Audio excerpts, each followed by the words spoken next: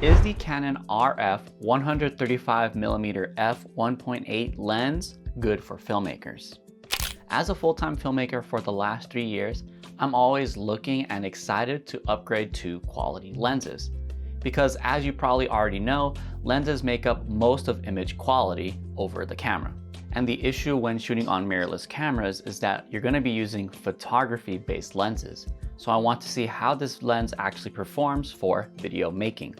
So in this video, we'll be covering the strengths of this lens, covering its design, size, weight, and use cases, as well as some of its drawbacks. And ultimately, we'll decide who benefits most from this lens and whether you might pick it up for yourself. So let's get started with understanding its focal length. The 135mm RF f1.8 lens is a telephoto lens, meaning you can capture scenes from a great distance with this lens. Because of this lens's reach, you're going to need a lot of space to actually take advantage of it. This is useful for events, sports, or any occasion where you're actually not able to really get close to the subject. So immediately, one of the biggest drawbacks of this lens is all the space you're going to need to actually use it. And because of this telephoto reach, composition requires a lot more intention and effort, which can be a bonus when it comes to actually creating with this lens. And of course, because this is a fixed prime lens, you're going to need to get comfortable with moving around a lot to get the exact composition you're looking for. The primary use case for 135mm lenses typically tend to be portraits. I also found in my testing it can be great for product shots and somewhat useful for landscapes, but that tends to be a lot harder. So this lens is very useful when you're shooting people at events, say a wedding, and you can also get those detail shots as well with it. All right, now let's talk about its size and weight. This lens is not small. It actually extends out to a total length of about 5.3 inches. It weighs 2.1 pounds or 935 grams, so it's not light either. And if you intend to use the lens hood, it'll actually extend the length of the lens up to about 8 inches. So just know you're not going to be able to hide with the lens per se because it is so large, but of course you still have all that separation from your subject, so it is still useful in events. It has an 82mm thread size, which is fairly common. I think a few of my other lenses like the 15 to 35 f2.8 also use this thread size, so this should be easy to adapt to any filters you have or any mounts for the front of your lens. And the hood could be reversed on the body of the lens, which also just looks really silly and makes it so much more bulkier, but it does help when actually storing this lens, whether that be in your backpack or a shelf or whatever place you store your lenses. So let's move on to the dials and switches on this lens. So this lens obviously comes with the autofocus and manual focus dial switch, allowing you to quickly move from autofocus to manual focus or vice versa. And then you do also have the image stabilization switch as well. And the image stabilization on this lens really is mind-blowing. When I use this handheld with my Canon R6 Mark II, which does have IBIS, Canon reports a total of 8 stops of image stabilization. But as you can see in this footage that I'm showing you, the difference with it, image stabilization off versus image stabilization on, is night and day. It's honestly very impressive and is something that I really appreciate about these Canon lenses that do have image stabilization. They work really well, especially at the telephoto range. And the unique thing about this lens, it actually comes with 2 extra buttons on the body of the lens, and those are customizable to any setting you like. I personally have no use for these custom buttons, but they are there if you need them. Now let's talk about one of its standout features, which is its low aperture, f1.8. At f1.8, the background separation you're getting from your subject is astronomical. It's actually insane.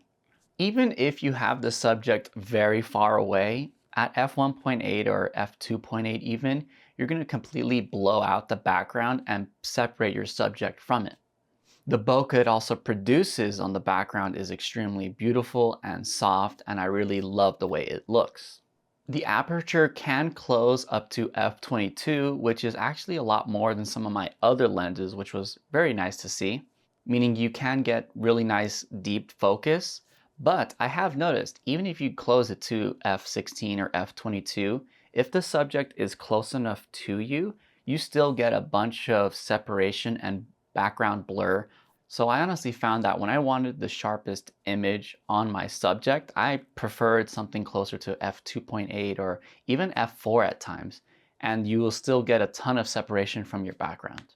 All right, now let's move on to the build quality. So this is part of Canon's L series of lenses, meaning they use the highest quality glass and elements for the body of this lens. When you hold this lens, you can immediately feel how quality it is. It's not going to break. It feels very sturdy, and the glass elements are coated in such a way that actually reduce ghosting and flaring, as you can see in this test footage. Canon calls this its ultra low dispersion glass elements and the Canon super spectra coating with a specialized air sphere coating to help with those ghosting and flaring situations, which is mainly going to be an issue when you're shooting into the direction of the sun, which I sometimes do when it comes to getting those detail shots, whether that be in nature or maybe you want your subject to be backlit. So this lens does come with a control ring, which you can customize to change any specific setting you decide. In my personal case, I like to set it to Kelvin so I can adjust the color temperature on the fly. And its focus ring is smooth and easy to operate as well, no complaints there. Now let's move on to the image quality that this lens produces. When you have the aperture at f1.8, the background blur and bokeh that you're able to create is truly magical. It's definitely something I'm not used to when it comes to telephoto lenses to have such a fast aperture like f1.8. However, I did find when I shot at f1.8 for video at a subject pretty far for, let's say, a full body shot, the focus doesn't seem quite tack sharp and it seems to be a little bit softer than I had anticipated. When I did stop this lens down to f4 or even f2.8, I did find that the sharpness of my subject for those full body shots improved drastically. I also did notice that the lens typically had a much nicer fall off of focus towards the edges of the frame. The focus seemed to be just slightly softer than at the center of the image. So I also did test this lens for vignetting, and I turned off any of those corrections in the Canon menu system. And as you can see that there's not really any, if at all, vignetting in these images.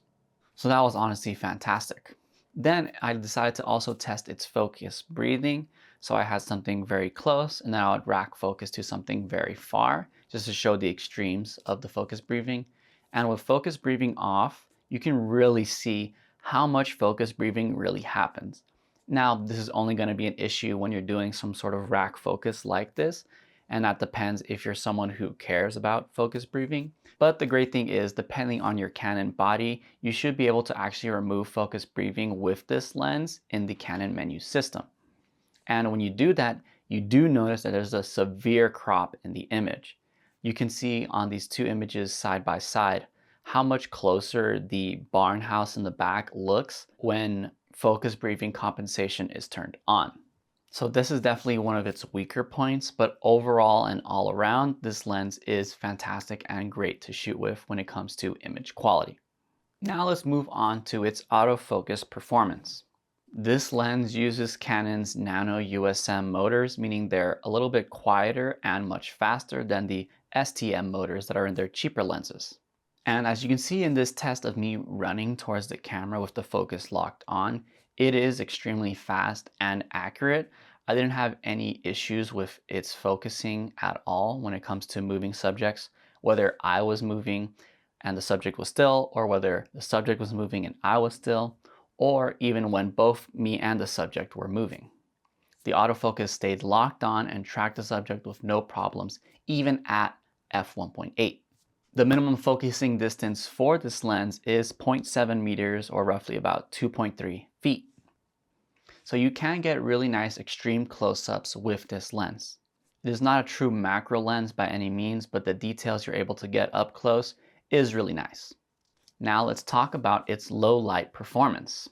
Because this lens is an f1.8, you really can go into pretty dim situations and still come out with really clean footage. I actually decided to even give this lens a shot for shooting some night lapses on my yard. In these night lapses that you're viewing right now, I actually had the camera set to 15 seconds of exposure. ISO 200 at f1.8. And as you can see, I think I still had this image a little bit too bright. And this was shot in a dark rural town with not a lot of light pollution, but I do think what was causing the brightness in this scene was it was a full moon. So these settings might work perfectly if there was no moon, but because the moon was there, I probably would need to drop the ISO to 100 and maybe even shorten my shutter speed to something like 10 seconds or 5 seconds. So this lens is great for those low light situations such as weddings or events where you don't always have control of the scene. You're still going to be able to capture fantastic clean footage at f1.8 if needed.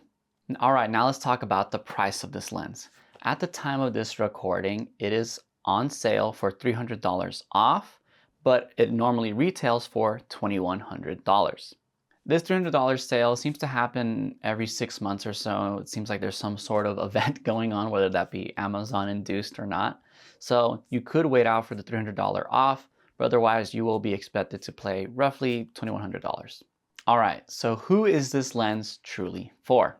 Because of its telephoto range and all the space you're gonna need to actually use this lens is not really good for real estate or any sort of interior work where there's not much space, like a podcast studio. It can be great for capturing certain landscapes and scenes like that because of its compression. It can really help create a lot of layers and depth in the image that way, but it's a lot harder for landscape, so I don't really recommend it unless you're really willing to sort of hike and find that perfect framing that you need for this lens.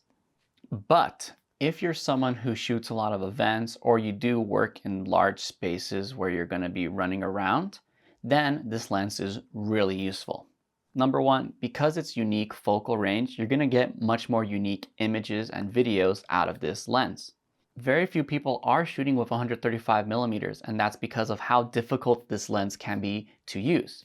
So if you are able to use it, your footage will stand out from the crowd, especially at f1.8. If your work involves shooting people for interviews or anything like that, if you have the space, this lens is a fantastic side profile where you can get those sort of close-ups of the person you need. And of course, if you shoot events, whether that be weddings or some sort of corporate event, this is fantastic because of its low light capabilities if you need them, and because of how beautiful the images come out from this lens. Personally, I find that this lens is really nice and flattering on people when used as a medium shot, which is waist up, or a close-up and extreme close-up, which is just the face or a detail on the face. But what are your thoughts on this lens? I do think it's a very niche lens that not many people necessarily need, but it is super cool and fun to use, and it can be a nice arsenal to your toolkit. If you want to check out this lens for yourself, there will be a link in the description box below for you to do so, and it is an affiliate link, so it will help support the channel at no extra cost to you. If you have any questions about this lens or want to learn more about it, feel free to leave your thoughts and questions in the comments section below. And if you enjoyed these sorts of lens reviews, I have a few more on my page in this playlist you can check out here. Thank you so much for watching all the way until the end. I appreciate every single one of you who do, and happy shooting. Peace.